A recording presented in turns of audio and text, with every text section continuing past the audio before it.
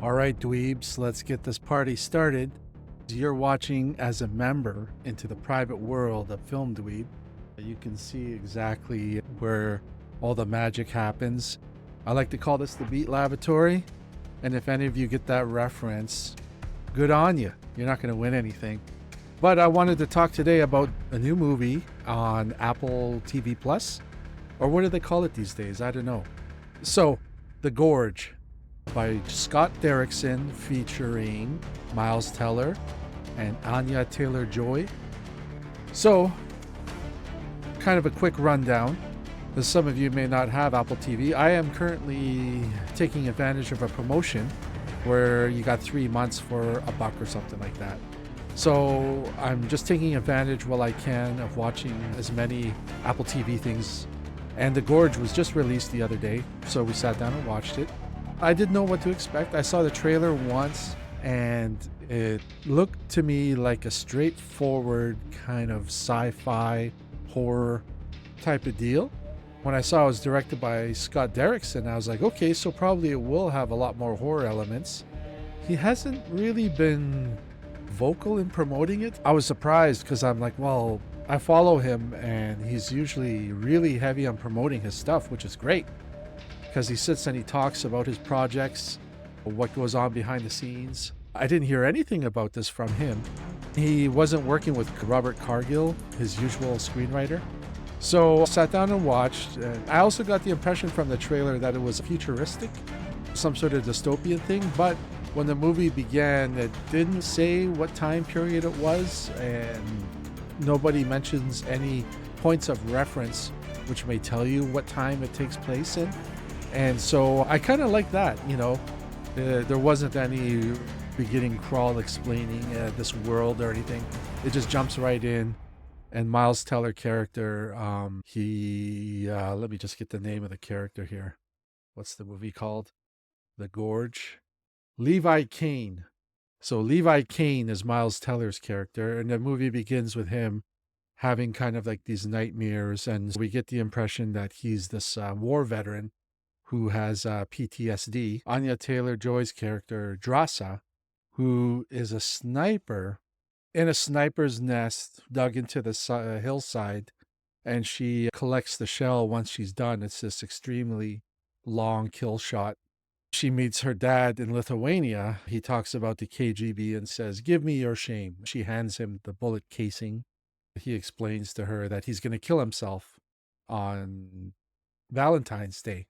He says this because she's being offered a job and has to go away for a year. We see Miles Levi Kane arrive at some remote location after he's recruited by Sigourney Weaver. He has the impression she's a high-ranking military person. Miles Teller arrives at this location, the tower. Another soldier is already there and explains to him the ins and outs of what happens there. And what it is there's 2 towers on opposite sides of this gorge, and the west and east, they have no idea where this location is because everybody is sedated before they arrive there. And this other soldier, he tells Levi that, you're the first person I've spoke to in a year, and I'm glad to be going home. There's automatic turrets all over the place. Levi is asking him, so what are we doing here? Like, what is this place? Are we preventing people from going in? And the guy goes, no, we're preventing what's coming out. He says, like a doorway to hell, basically. Then the guy goes, and we show the guy flying off in this helicopter. They lift him up. And before he boards it, they ask him to verify his identity.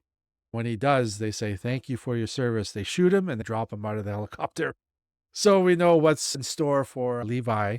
As the movie goes on, it becomes sort of this romance. Levi discovers there's a hot girl across the gorge. She looks back and sees there's this presumably attractive man. They start writing messages even though they've been forbidden to contact each other. So they're doing this cute little thing where they've got little kind of large flip books of paper, and they're writing things like, "Show me how you dance," and have a little dance party. Months passed, and they sort of develop this relationship. And it's Valentine's Day. Drasa is sitting there crying, and of course, Levi's concerned. I kept thinking about these huge flip books. I think at some point they would have ran out of paper. Like, wouldn't a whiteboard be more efficient? Anyways, that's something that distracted me. So then Levi gets this brilliant idea to shoot a line across the gorge. And what do you call it when you're scaling across? Abseiling? No, that's going down. What the hell is that called? Let me know in the comments below. He crosses the gorge on a tightrope. There you go. They have dinner. I think they get it on. Well, of course they do. It's about to get dark. That's another thing I forgot to mention. They do show what comes out of the gorge earlier, and it's like humans that have been overtaken with tree roots, like a fungus or something like that. So we know what's down there now, and they're called the Hollow Men. A bunch of the Hollow Men are trying to climb up. They trigger some bombs which sever the line, and he falls down. Thankfully, he had the foresight to have a parachute. She runs and grabs her parachute and all her gear. Without hesitation, she jumps off, descends into the mist. So what this reminded me a lot of was Annihilation from a few years ago, similar concept. Annihilation had the bear scene, which tops anything made in the last decade or two of outrageously weird and creepy moments. Whereas this had the spiders, and that was really creepy. But thinking back, I can't really explain the spiders. They were just a really freaky element. I really like the music. I don't know if you know Boards of Canada, that kind of style of electronic. It reminded me of that at times. Really cool. Then I discovered it was Trent Reznor did the music. I was like, whoa, Nine Inch Nails and such. That was one really good aspect. It looks really good. The story, there's some of those weird little holes, like if they're building these super soldiers, and whatever chemical it was that they got triggered these mutations, but the spiders have these human skull heads. Like, that was weird. So overall, I would rate out of 10, it's a good 5 or 6, maybe 5.5. Anya Taylor-Joy, I think she's got a lot more potential. And I've seen her in other roles where she really embraces the character and the language. This one, she's Lithuanian, but her accent kind of slips, and it's like she forgot. Miles Teller, he's okay. He's basically playing the same guy every movie, it seems, but he's a decent actor. There's one funny moment where they play chess, so it's a little nod to Queen's Gambit. And then the next shot, they're playing drums. Whiplash, right? It was just a funny little thing. It's not exactly a horror film. It's not sci-fi. It's definitely an action romance. It's funny without being comedic. It's a weird combination of things, and it's entertaining. It's worth a watch.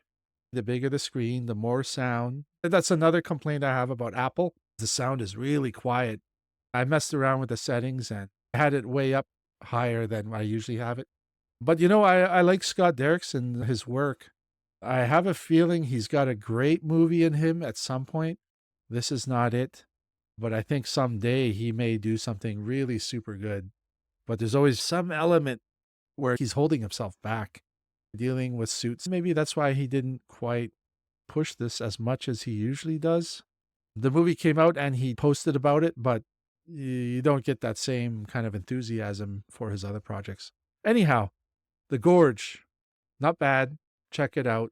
My fellow Dweeb Blue Dweebluminati, you have been privileged to witness the information I've given you today about The Gorge. We need some sort of secret saying.